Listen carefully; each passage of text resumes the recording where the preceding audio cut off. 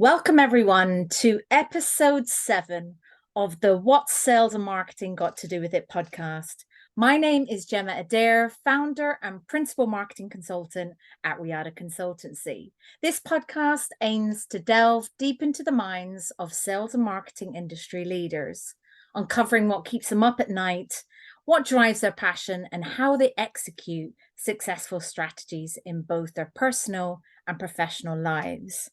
I'm delighted to welcome Mounia Wanzi, Digital Marketeer at Royal Belgian Football Association, the home of Belgian football. Great to have you, Mounia, and you are my first international guest. Oh, wow. The pleasure is mine. Hi, Gemma. Thanks for the How warm are you welcome. today? How are you today? I'm fine. I'm fine. How are you? Good. Yeah. What's the weather like in Belgium? Well, it's sunny these days, but from what we can see on TV, it's not about to last, unfortunately. So we'll try to make the most of it. Indeed, indeed. So, yeah, we'll kick off. So, before I ask you to introduce yourselves, did you watch the Women's World Cup? I simply couldn't miss it this year. What was your thoughts? What was your thoughts? Because I know you're an avid football fan, and we're going to talk about that in more detail on the podcast today. But yeah, what's your thoughts? Well, my thought is that it was by far the most successful Women's World Cup ever. From the very first World Cup that I can remember watching on TV, which was streaming online, by the way, because it was not broadcasted on TV yet. Yeah. Wow, I think this was a real record breaker. And I cannot wait to see how this will accelerate further the development of women's football across the globe. Yeah, no, it's just amazing that you know, and I think what's behind it, right? Not just the football, women, it's the whole kind of what it means to a lot of people, right? Across nations, right? It's not just UK, it's not Spain, it's not Belgium, it's across the world, right? Absolutely. It's incredible. Did you actually watch this? Yes, I did, right before driving to my football match on Sunday. I left right after the final whistle.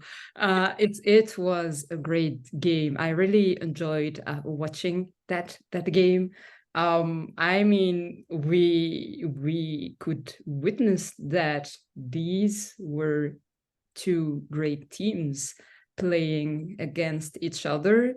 And I mean, who can ever still make any difference today between a men's final match and a women's final match? I mean, it was crazy. I really enjoyed it. And I saw these last 2 days also the figures online. We have a record in people watching online on TV, people attending the match in the stadium. I mean, wow, I was really impressed. But shout out to both teams. I think it was really well deserved for Spain, but hey, everyone knows what England can do on the pitch.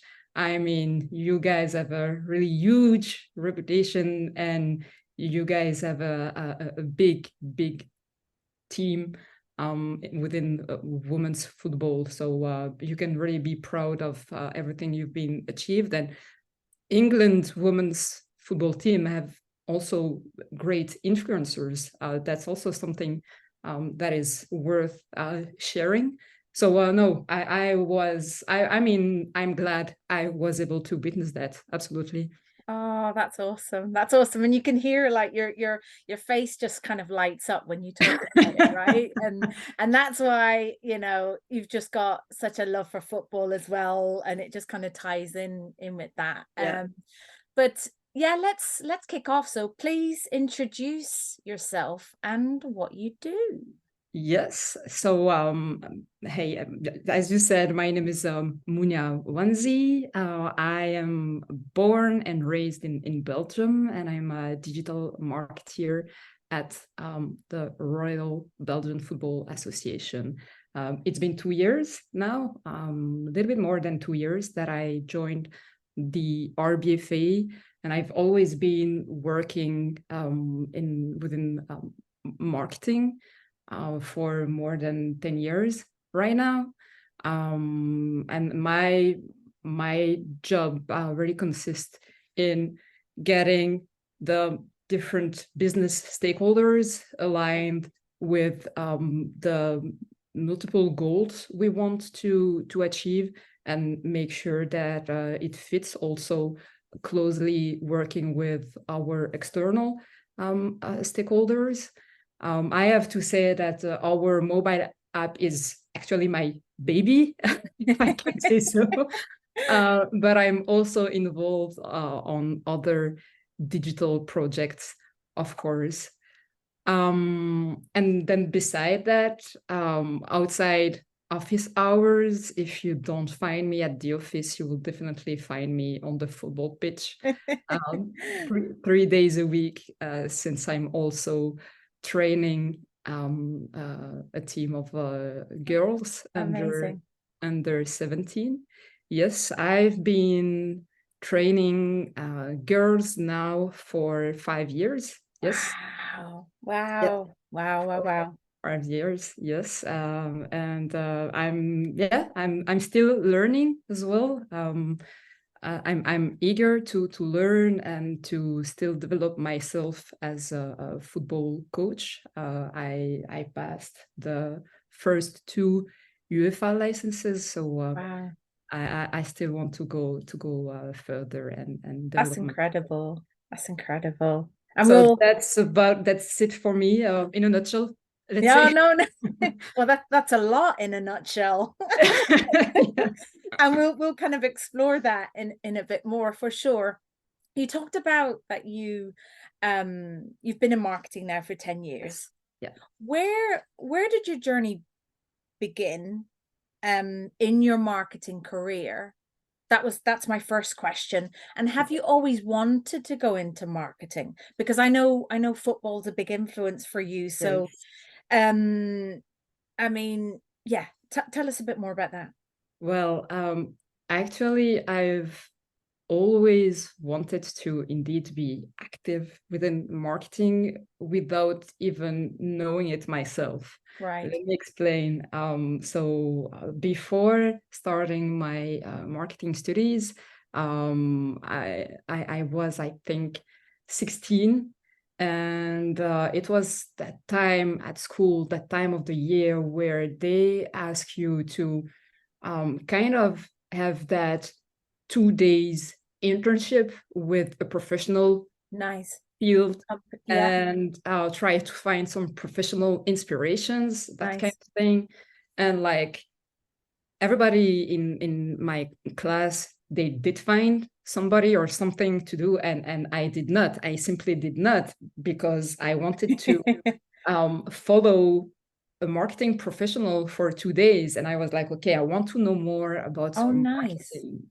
And I told my teacher, I said, hey, sorry, but I tried. I knocked at a few doors, but without any positive answers. So can you please advise on what should I do, this and that? She said, Mounia, don't worry. I definitely see you within marketing. She Nice. recommended me a school where I could start my marketing studies. And I mean, it was like, for her, it was all clear. And then hearing her telling this to me, it was like a revelation. If you understand what I mean, Brilliant. Yeah. she was so confident about that I was like, okay, if she is so confident about that, I should simply give it a try. And why was she so confident about that? It's because we had yearly program at school, because I've been studying economics and foreign languages. And within that economic courses, she was responsible for that yearly program, and the idea was to kind of launch fictively a product on the market and try to sell it. But the market was our school, of course, but it was low scale, but at least it was a first sales and marketing without knowing it project. And within that fictive project, I was responsible for communication. So, okay, I did my thing, trying to practice what the teacher was preaching and, trying to have that theory within practice. And she said, you did it so good that I'm really confident about the fact that you have to study marketing. And I said, okay. After that, I went on holidays. I did not even look at the how should I say, so I didn't even look further to have more information about that school. She recommended me. I said, okay, school is over. Let me just disconnect and enjoy some good summer times.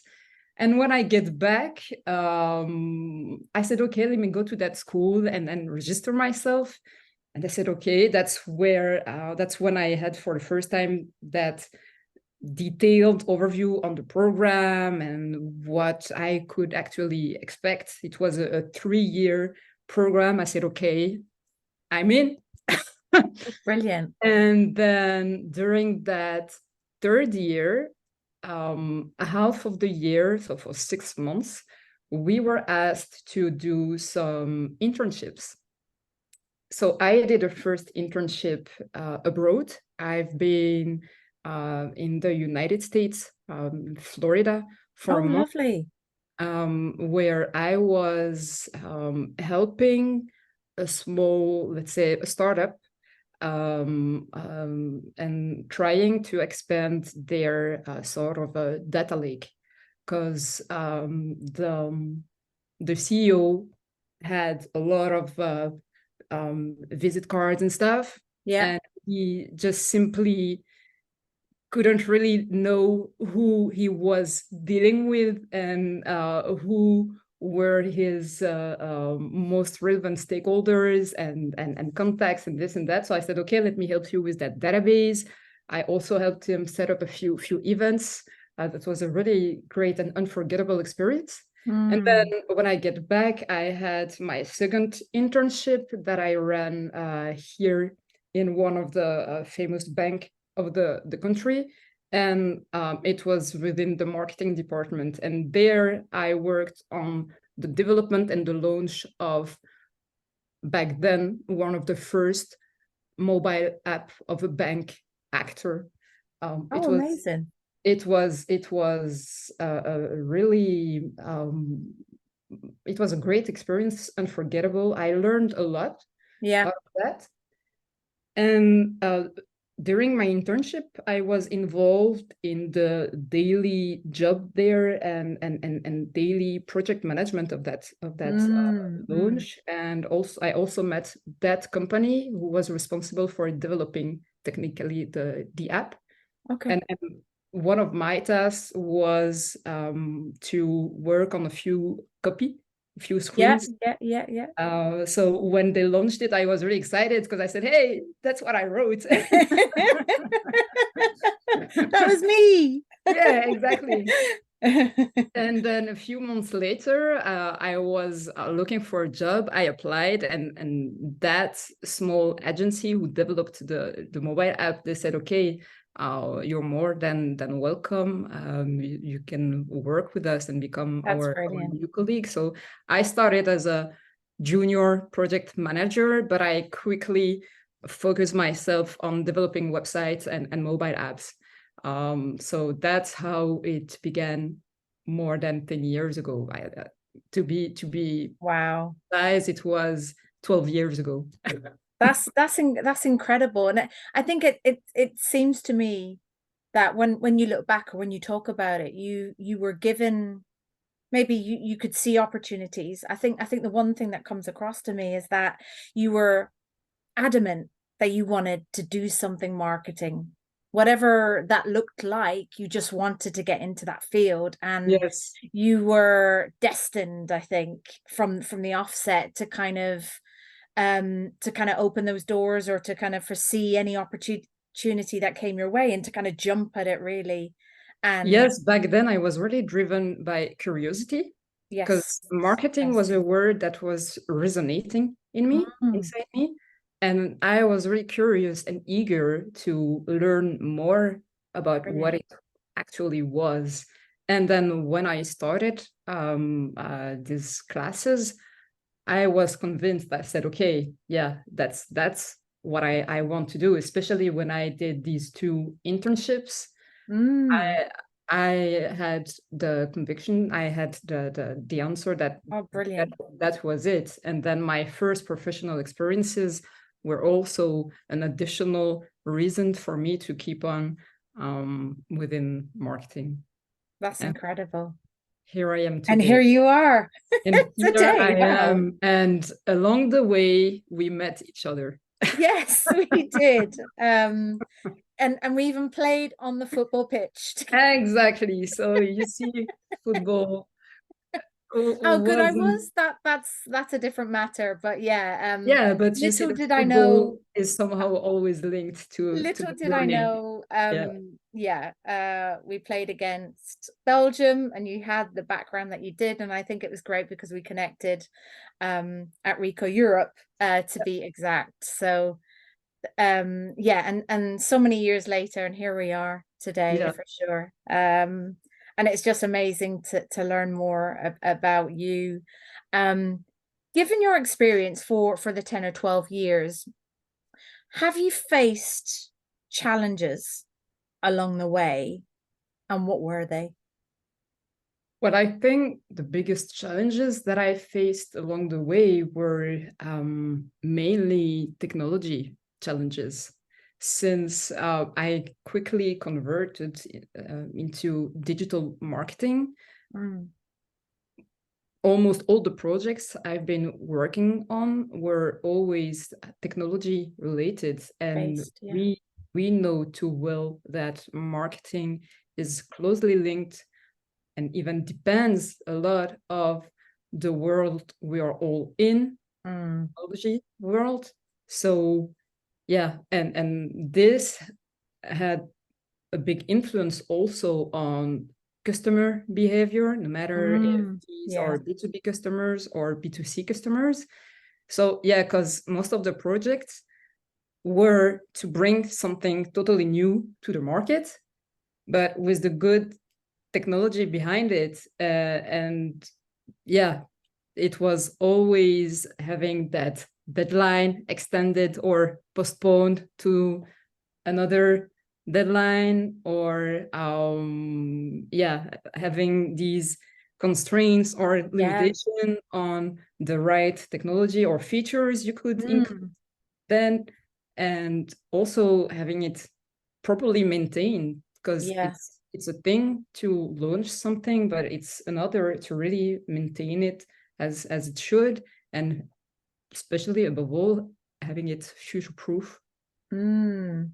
It's tricky, right? I think as marketeers, we're keeping up with the trends in marketing as a whole, but we've also got to keep up with the tech, the martech that's kind of Absolutely. driving it, behind it, whether it's in-house or, websites or apps, Absolutely. different applications. Yeah. What was it like managing that project, and how did you sort of manage stakeholder expectations with timelines having to be um kind of pushed and things like that? What was it like sort of managing stakeholders and their kind of expectations with managing that project?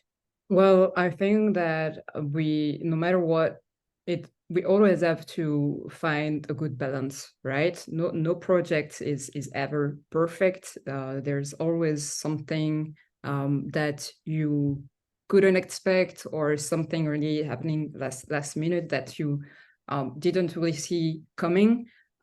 This is also part of the challenge, right?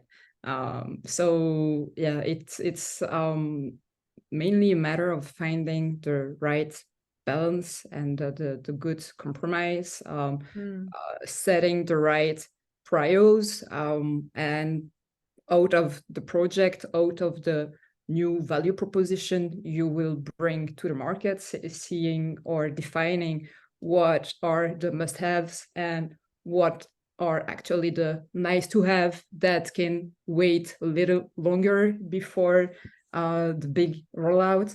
So yeah, I think that this was actually a great opportunity to really focus on what matters the most, and just postpone to a later phase these extras that could simply be put in the backlog for a little longer.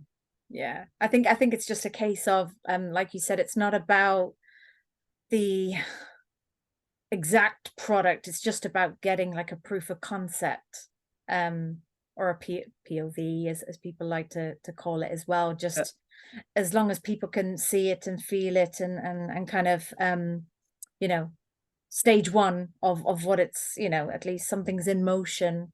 I think sometimes we can kind of overcomplicate it and feel like we have to jump to stage 5 or 6, and it's not about that. It's kind of seeing, like, starting off with something and evolving with it.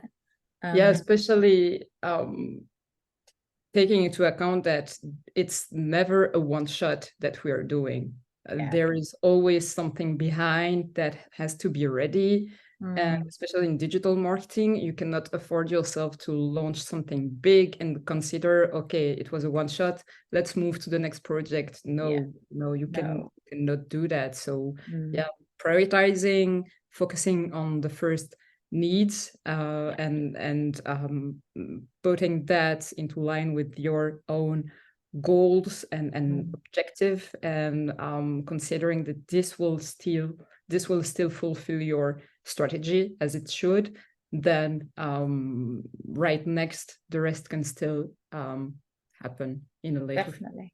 Yeah, no, a lot of great nuggets there on do's and don'ts. And you know, it's not a quick win. It's not, you know, some things are quick wins, but some things are just, they need some time. There's science behind some of these things as well. Yes. And it's kind of testing things out, and you know, and it takes everyone to kind of be on board to, you know, and just manage the expectations of there's that education piece around it, managing expectations Exactly. and things like that, and just having these conversations. But it's essential to kind of bring people together, you know. Exactly, and you said it. You said the word conversations. Mhm. Communication is key, because I mean, if you don't have that transparency when managing your projects, then I mean, so a few frustrations can arise, while this is absolutely not necessary. This is something you can really avoid, and there is, I think, no better satisfaction than having everybody feeling comfortable and everybody happy with their own responsibilities and the role they play, with their own knowledge and experience within that project. But in the end, at the end of the day, people have to remember that we're all working for the same goal, and it's fine if something cannot be delivered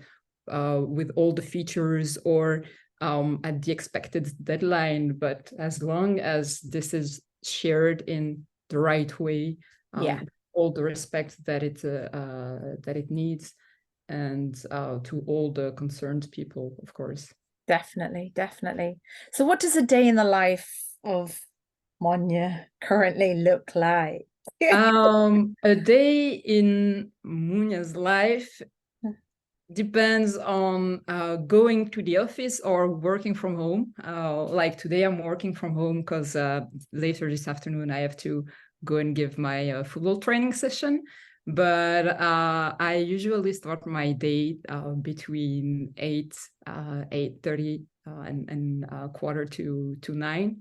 And then I always have that daily stand-up meeting together with all the technical teams. and developers to talk about the maintenance of our mobile app. And then depending on the period we're in, a few other meetings with other colleagues to either discuss the launch of a new digital campaign or anything else. I apply to myself, and this is something that is now applied to the entire marketing department, a no launch meeting policy. So between 12 and 1, this is a break time. Nice. That's really me, good to hear. For the team as well. No meeting during that slot. And That's then in the afternoon, I either focus on some to-dos I have to achieve, or I also may have some other meetings with some colleagues. But yeah, most of the time these meetings are including people from other departments of the RBFA. Yeah, to just take these other digital projects further. Nice. Oh, quite a packed day then. And I think it's quite nice that you have that hour break, you know, the hour lunch to kind of that set this, you know, this needs to happen as a must for everyone in the organization. So I think that's really great that the organization has that in place. Is there an area of marketing or what you do, or just in marketing in general, digital marketing in general, that you like the most, and what do you like the least, perhaps? Or it can be a challenge, or perhaps you need to learn more about it or do more with it, that kind of thing. Yeah. What do you like the most? That's a good question. What I like the most is that very first day when we just publicly launched or released a new digital campaign, where you start getting in these first reactions or submissions. I really like it, because that's the answer to all the questions we've been asking as a team when considering that new campaign or action, right? And seeing how actually the audience replies or respond to that. That's my favorite part, be it online or to any physical campaign we would do for one of our national teams around the stadium, or whatever, together with a sponsor. Just seeing the people interacting with us, that's my most favorite part. Oh, brilliant. And is there a part you like least? When you get that last minute notice, that's something to change. I think that's a very good least part. I like it. I think that's a good example. Yeah, I think it's the same for you. That we can all relate to that. I guess. Yeah. No, that's a very good very good example. What do you think are the misconceptions that people have about marketing, whether it be traditional, digital, or just marketing as a whole? What do you think are the misconceptions? I think that one of the misconceptions people may have is to consider that either marketing is just for advertising, or that digital is the only way. And also a third one could be that marketing is only for sales. So these are, I think, the main three misconceptions that people might have. Many think that marketing equals advertising, and that's it. While if you look at a marketing plan, advertising is part of marketing, right? Yeah. And it's just one of multiple other component. And Yeah. as you said, we said it a few minutes ago, marketing also involves customer needs. And before launching anything, you do some research. Either you throw a survey to that specific audience you want to get to know better, or if you're about to launch a new product, then you do some product development. That's also part of marketing. If that is something you are selling, then you also have to apply a sort of a strategy, a pricing strategy. Still, if this is something you are selling, you have to choose the best distribution channels, and many more. And then when it comes to communication, you also have to choose and define the right communication channels, the right supports. Would you only go online, digital, or would you keep it offline and do some street marketing? I don't know. But marketing doesn't only equals advertising. Sorry. Yeah, no, I totally agree. And I think it's your point about the communication, right? Because the channels or how you communicate can depend on the seniority in the organization. Like who do you need to communicate with? Or is it different functions? Is it cross region? There's the kind of language that comes into the mix of things, culturally comes into the mix of things.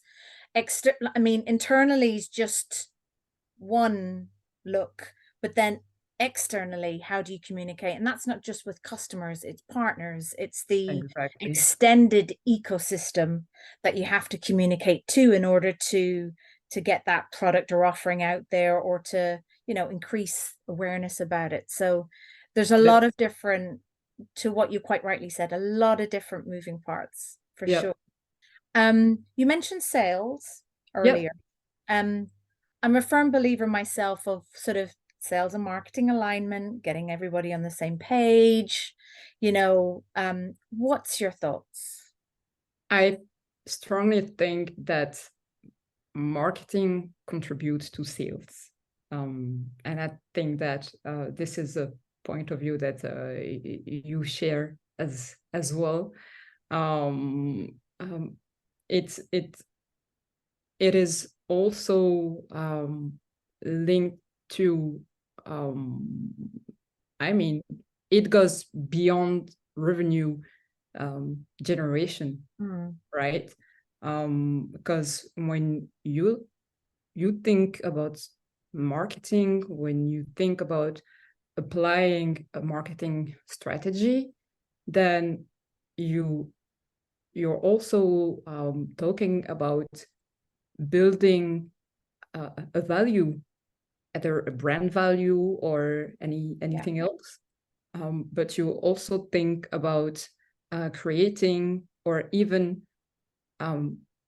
enhancing a customer experience, depending on the markets you're in. And then above all, talking about customer experience, this ends up on not only creating but also maintaining that long-term relationships with your customers. So this is, to me, also a big misconception that people have, thinking marketing is only for sales. To me, it goes beyond the that. wider sort of piece. Exactly. I think you've just touched on like the customer part experience part of things, and that kind of ties in with retention, advocacy.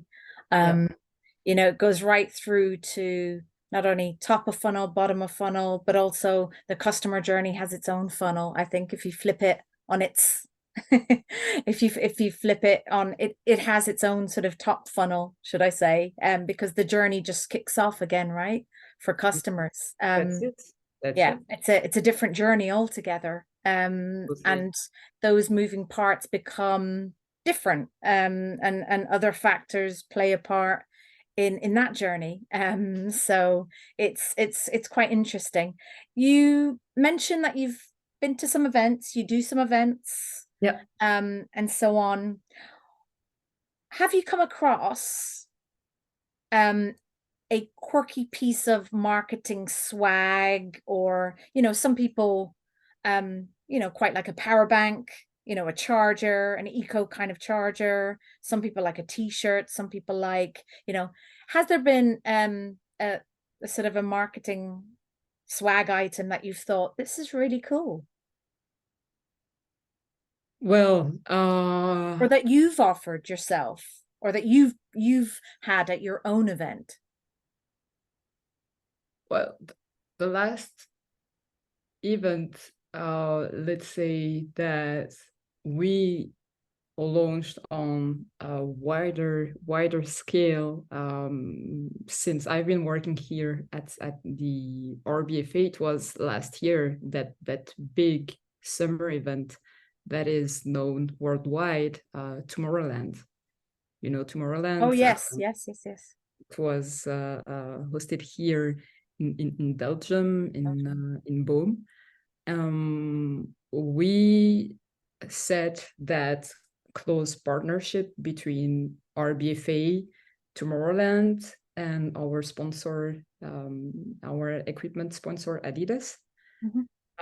And we wanted to tease people to the launch of our new collection that was about to be available on our web shop a few days right after that.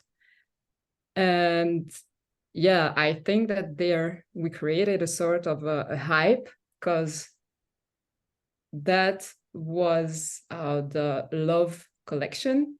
And everybody knows that Tomorrowland is really strong at sharing these good vibes, Mm, inclusion, mm. that kind of thing. And we said, okay, we have to do something there. And there was, at Tomorrowland, everybody also comes with its own flag, country Yeah. flag. So there was that big, big, big love flag that was just being hung by all the people there, that was actually branded by Tomorrowland, us, and Adidas. And some of the artists on stage, they Oh, were brilliant. already wearing some of the pieces that were part of the Oh, collection. nice. And the pattern of these pieces was the same. So the patterns of the flag were the same of that big hat, same as the t-shirt, so people could recognize that, okay, there is something there. And then we just launched our communication, and this was sort of a hype, because yeah, when you see it at such a big summer festival, then you're curious to know where you can get it, especially since most of the items were limited edition. Right, right. So people had to hurry, sorry, and items were available on both Adidas and Tomorrowland web shops, Oh, but incredible. also on our own web shop. Oh, amazing, Yeah. amazing. So That's, yeah, out of experience, that's I flag, think yeah. the best example I can give you. Nice. No, thank you. I think it's always nice to kind of share what works, what's different, what people have kind of tried before. So that's really great. Um, for someone that's looking to get into marketing, what advice would you give them? And that could be someone that wants to maybe try marketing as a new career profession, or someone that has perhaps studied marketing as a graduate through university or college or school. What advice would you give them if they wanted to? I would advise them to be curious and to be open-minded. Because if you want to be active in marketing, this can be the case in a lot of multiple sectors or Mm, markets. yeah. Um, but I think that marketing is one of these um, jobs or friction that applies to almost all sectors or market, right? So that's why I would advise them to be open-minded, because people may behave or react differently from a market to another, from a product to another, from a service to another, and still be curious, because marketing is one of these jobs where you always have to stay on the edge, because everything is evolving so fast that somehow you have to keep an eye on what is being done lately, not only within your market, within your own country, but also abroad, and see what could fit the best within your strategy. I think if you look at the biggest successful marketing campaigns, people at the end, the reaction from the public was like,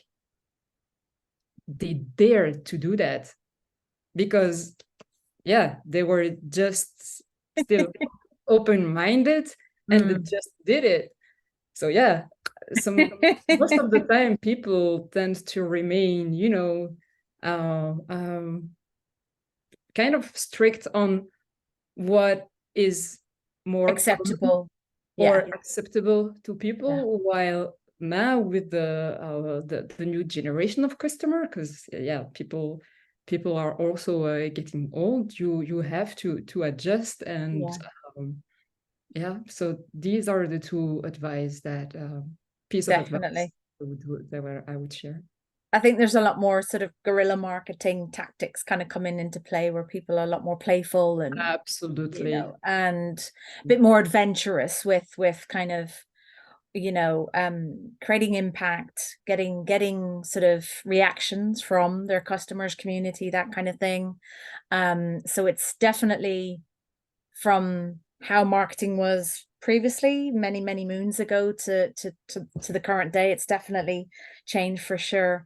How do you keep abreast of trends that are happening in the market? What do you do yourself to kind of keep on top of trends, whether it's industry, region, across, you mentioned earlier about just what's happening across the world, and how does that tie back into you? Is there certain things that you look at, read? What does that look like? Well, I try to stay up to date a few days a week with the latest news. So there are a few websites or channels that are really interesting, sharing news, be it marketing latest news or also tech updates, that kind of thing. So I try to keep an eye on that online. And then I also try to attend as much as possible events as I can. But this has to fit within the business calendar, right? So definitely. But I think that it's always interesting to attend to an event physically and really meet other actors, other marketing professionals, and that's just the place where everybody shares experience, right? Also, of course, it depends on the theme of that event, but I think that this is always a great way to remain informed. And a lot of reading whenever I can, you get a moment. well. And last but not least, some workshops online as well.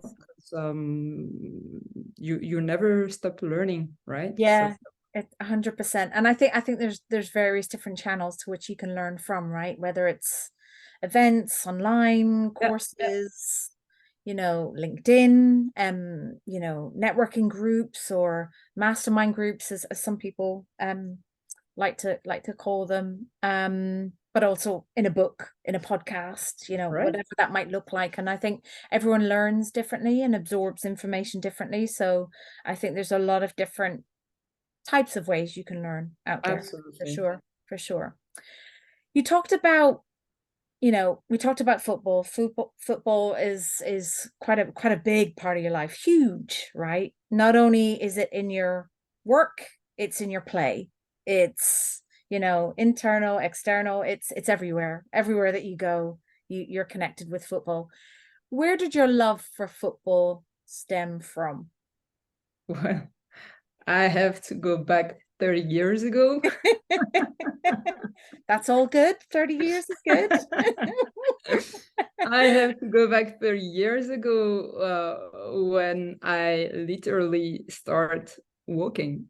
Wow. Because I start walking holding a football in my hands. Oh, did you? Oh, I that's did, I interesting. swear. And my parents told me that story during when we were under lockdown during COVID, right? So that Yeah. was a period where we learned a lot, obviously. So I said, "What?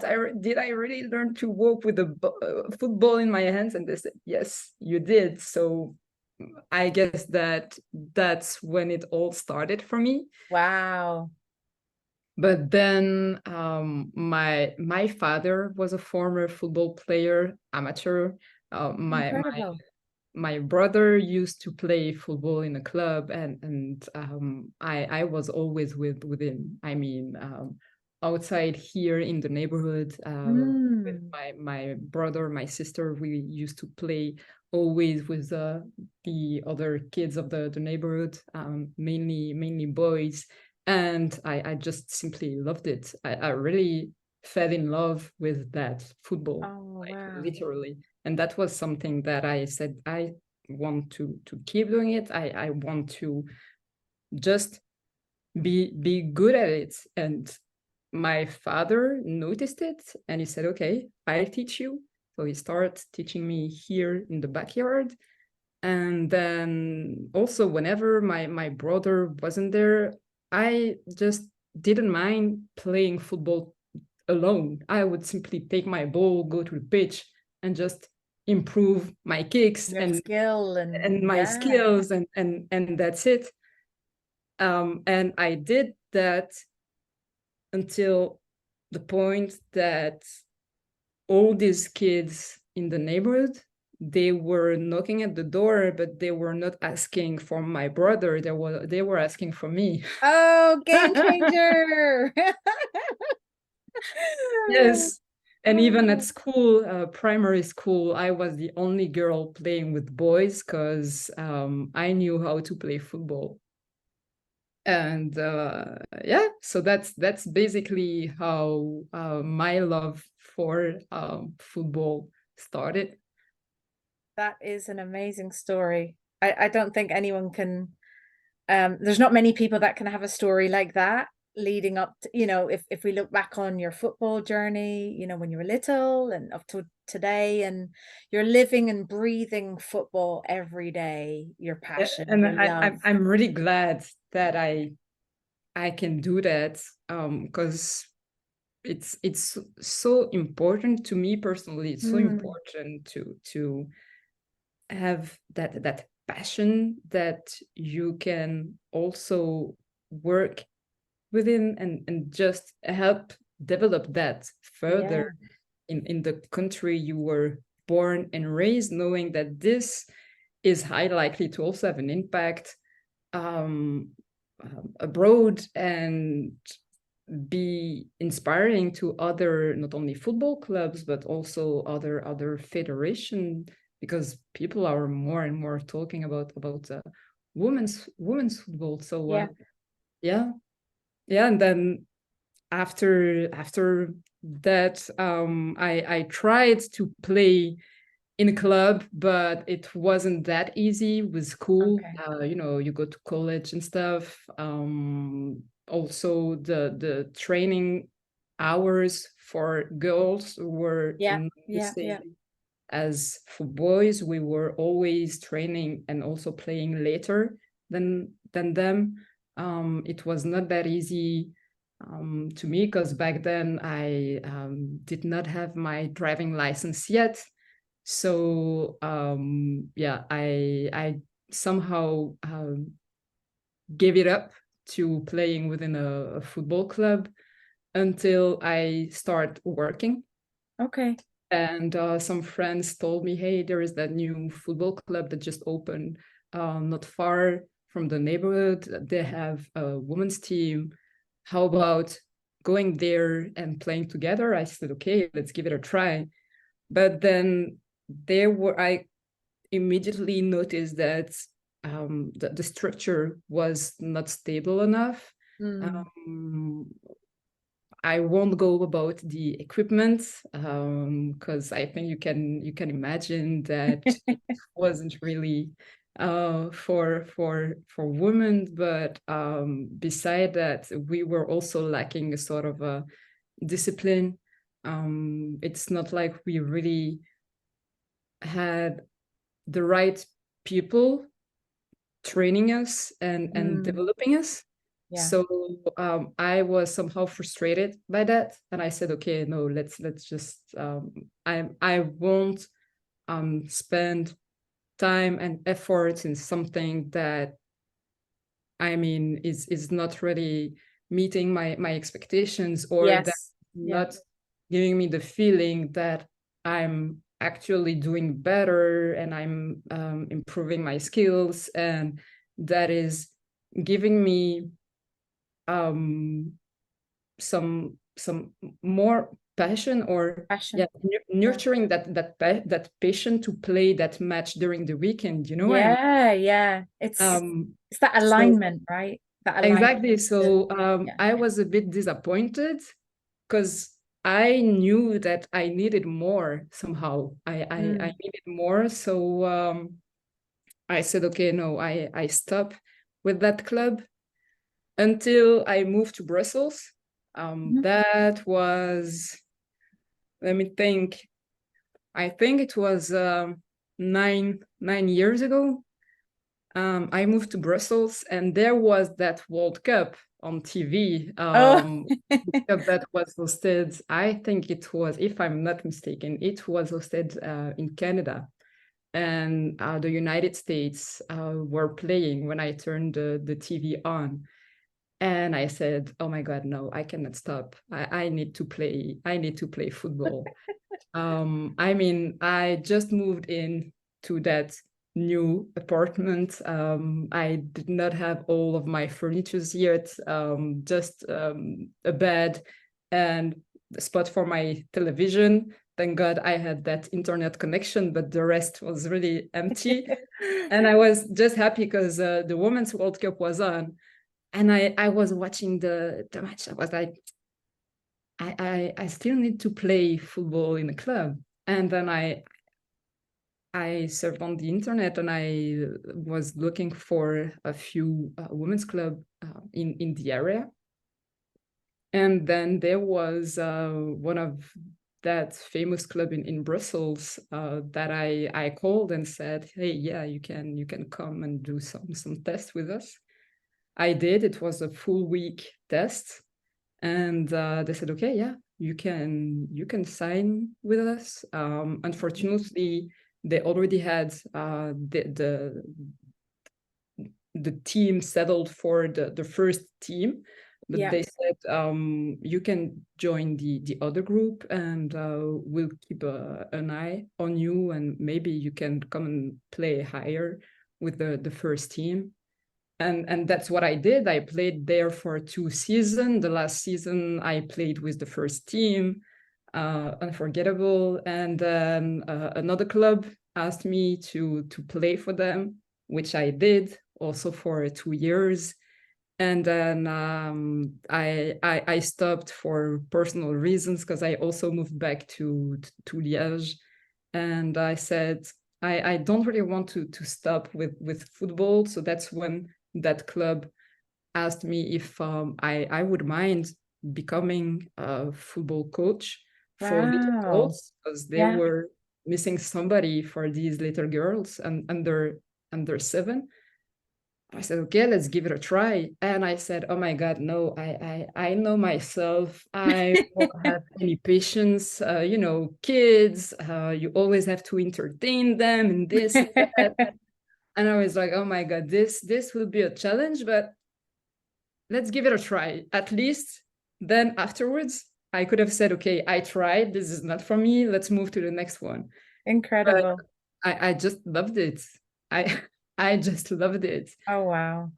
So yeah, now I'm coaching girls under 17, and I still love it. I love it. That's the mate. Yeah. It's just like you just light up when you tell your Yes, story, right? It's just yes, yeah. I mean, yeah, you talk about your passion there in life, and I think we can definitely tell like there's a lot of things that drives you with what you're currently doing right now, and you're kind of living it, breathing it, and so on. You've got a saying, right? No one is bound to do the impossible. And I'm intrigued off the back of what you've just said, what that means. yes. Well, I think that the perfect example that can illustrate that saying is that I joined the RBFA when I was looking for some specific information ahead of a training session that I was giving to these girls under. Oh, brilliant. Let me Nice. explain. Let me explain. The season was about to start. We were then in September, and there was that new training program that we were about to propose in addition to the training session that I was giving. But you know, in Belgium, we speak multiple languages. We speak French, Dutch, and German, right? And I did receive that flyer only in Dutch. So I needed to have it also in French before sending it all over that WhatsApp group. You know how it goes, right? Yeah. To the parents and stuff. So I was Googling, and then I saw that actually the information was hosted on the website of the RBFA, the Royal Belgian Football Association. So open the page, download it, the flyer. Okay, I got what I need. And I don't know why, I don't know how. I scrolled down, and that's where I saw that there was that open vacancy for a digital marketeer. I was like, what? I did it. Never in my life, I swear, never in my life, I thought about marketing at the RBFA. Never, like, even when I was looking for my first ever job, I never thought of reaching out to the RBFA or even applying there, not even for a student job. Never. And then I was about to leave the page. I don't know why, but I simply scrolled down and I saw that open vacancy, and I was, oh, this could be interesting. So I opened, I read the details. I was like, okay, why not? But then I just closed the page, and then later that day, then it was at night in my bed, I was still thinking about it. I said, maybe I should give it a try. So I rechecked the details of the job description, and I applied. And within a week, the deal was done. You've got the job. Yes. Oh, that's incredible. It's you know what, it's incredible how whether you call it the universe, whether you call it luck, or whether you just call it pure, ambition and drive, and kind of like seeing opportunities Yes, or and seeing things for what it is, exactly. And why the link with my motto? Yes. Simply because of all the things I've ever been told of. Football is not for girls, you'll never make it. Not only me, but also what my parents have been told about me, all these stereotypes. And now me being the happiest woman ever, Oh, that's incredible. because I love football and I can just put my passion and my work in the same bucket or whatever you call it. I mean, that's it. I thank God I wake up every morning with the feeling that I'm going to Disneyland because I love what I do. I love it. I'm going to Disneyland. Yes. You understand what I mean? Yeah. Thank God I'm passionate, and of course it's not always easy, but life is never always easy. Everything comes with some challenges, but it's part of the deal, right? Yeah. Yeah, so that's why that That particular motto. motto resonates in me. Wow. So where can you see yourself in 5 years' time? Wow. Never thought about that. No um, pressure. no, not at all. Not at all. I see me doing what I'm doing today, but even better. That's a great response. That's a great short and sweet, you know. Yeah. That's yeah, I think another question to that would be just with what you're currently doing and the impact that you're having not only in your role but outside to young people and what you're driving through football and your passion for football. What do you want to be remembered by? Wow. Ooh, that's a really good question. Uh, I want to be remembered by um there are a few things for that one. Go I for it. Go for it. Yeah. I want to be remembered by the fact that I'm somebody that doesn't settle. Okay. Like I will work hard. If somebody ever tell me that I cannot do something, or this is something that is not for me, or whatever, somebody that is underestimating me, or somebody saying that this is just not for girls, I won't settle for that, and I will still work harder to prove them wrong.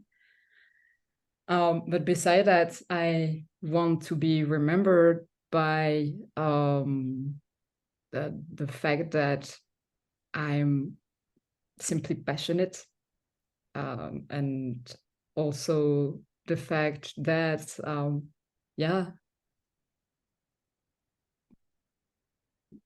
I try to stay positive as much as I can, respect everybody, um, remain open-minded also, although I may not always agree with everybody, everyone, or everything that happened on professional but also private part of my life, but try to, yeah, always see the good part of all the things, and hopefully this is something that people will remember from me as well. Yeah, positivity and respect. Yeah. Nice, nice. And if you had the chance to be a superhero, who would that be? Or if you had a chance to have a superpower, what would that be? So maybe there's a superhero, or if you had the chance to have a superpower, what would that be? I take the superhero. uh, if I had the chance to be a superhero, I would certainly simply be my mom, or even my dad. I mean, I would be my parents, I guess. I would be my parents. That's for sure. Mm, They started from nothing. I said I was born and raised in Belgium, but my parents, they came from Morocco, and mhm. They did their life here, working, building a life and family from nothing, and giving us the best education they could, always making us believing in ourselves no matter what, facing some stereotypes from multiple cultures, but still giving us everything they could. And still today, for all of that, I think that they are my superheroes, and I would love to be them, because they are the reason of who I am today and where I am today. Wow. I think people are thinking, I wanna meet her mom and dad. Welcome. We want to meet her superheroes. Oh, Welcome. that just kind of lights me up when you said that, and when you talk about your mom and dad and being superheroes, and which makes a lot of sense. If you had to ask the audience a question, what would that be?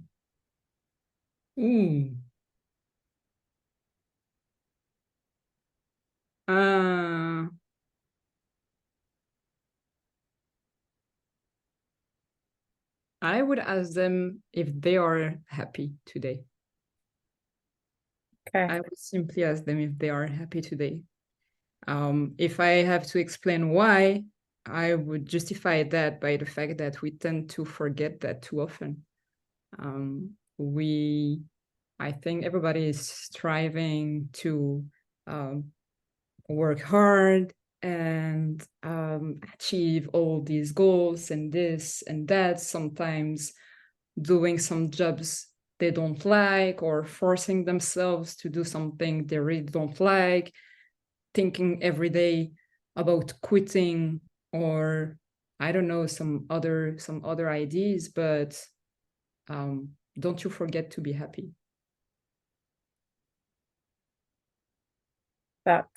I think that one word says it in itself, really. Don't forget to be happy. For to however that looks like, right? Yes. Happiness is different to everybody, and in what form, do you have any final words that you'd like to share? Thank you. I'd like to thank you for that first ever podcast that I'm doing in my career. Thanks a lot for the invite. Thanks for thinking of me Pleasure. in that particular podcast series about marketing and sales. I was really delighted, and of course that's a proposal I couldn't decline when you asked me. So I'm really happy to be there and to be part of it. So yeah, these would be my final words. Thank you.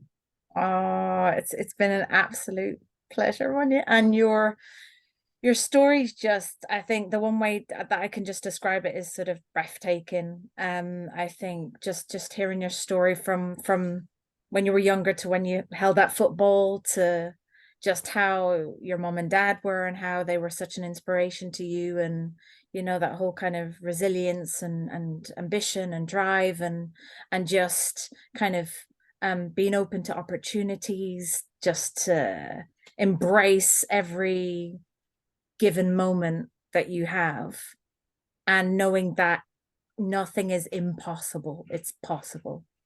It is, and life is too short to think otherwise. Thank you so much for being on this podcast, and I'll have to come to Belgium to come see you, and it'd be great to maybe have a kick around or something like that. Let's plan something. You're more than welcome. Thank you so much, Mounia. You're welcome. Bye. Bye, Jamal. Take care. Bye-bye.